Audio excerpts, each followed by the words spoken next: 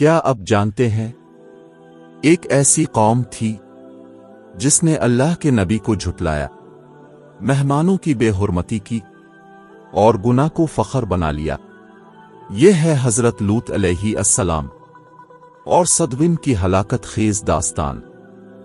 جب فرشتے حضرت ابراہیم علیہ السلام کے پاس سے حضرت لوط علیہ السلام کی قوم کی طرف روانہ ہوئے تو دوپہر کے وقت صدوم کی نہر پر پہنچے۔ وہاں حضرت لوط علیہ السلام کی بیٹی اپنے گھر والوں کے لیے پانی بھر رہی تھی۔ اچانک اس کی نظر چند نوجوانوں پر پڑی جن جیسا حسن اس نے پہلے کبھی نہ دیکھا تھا۔ دل میں خوف آیا کہ کہیں یہ بدکار قوم ان مہمانوں کو رسوا نہ کر دے۔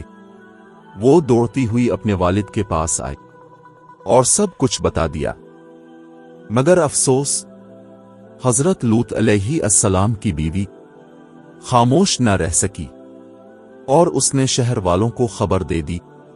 پھر وہ لمحہ آیا جب گناہ میں ڈوبی ہوئی قوم مشعلیں لے کر دوڑتی ہوئی آئی۔ حضرت لوط علیہ السلام دروازے پر کھڑے ہو گئے اور اپنی قوم کو روکا، مگر جب کسی نے نہ سنی تو نبا خدا کی زبان سے دل ہلا دینے والے الفاظ نکلے، کاش میرے پاس تمہارے مقابلے میں کوئی طاقت ہوتی۔ تب حضرت جبرائیل علیہ السلام نے اپنا بازو پھیلایا اور ایک ہی لمحے میں ان سب کی آنکھیں مٹا دی گئیں۔ وہ اندھے ہو کر چیختے چلاتے ایک دوسرے کو رونتے ہوئے بھاگے۔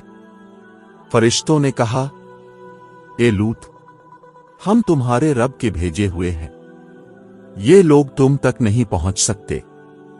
رات کے اندھیرے میں اپنے گھر والوں کو لے کر نکل جاؤ اور پیچھے موڑ کر مت دیکھنا۔ سحر کے وقت حضرت لوط علیہ السلام اپنے اہل خانہ کے ساتھ نجات پا گئے اور اللہ نے فرمایا،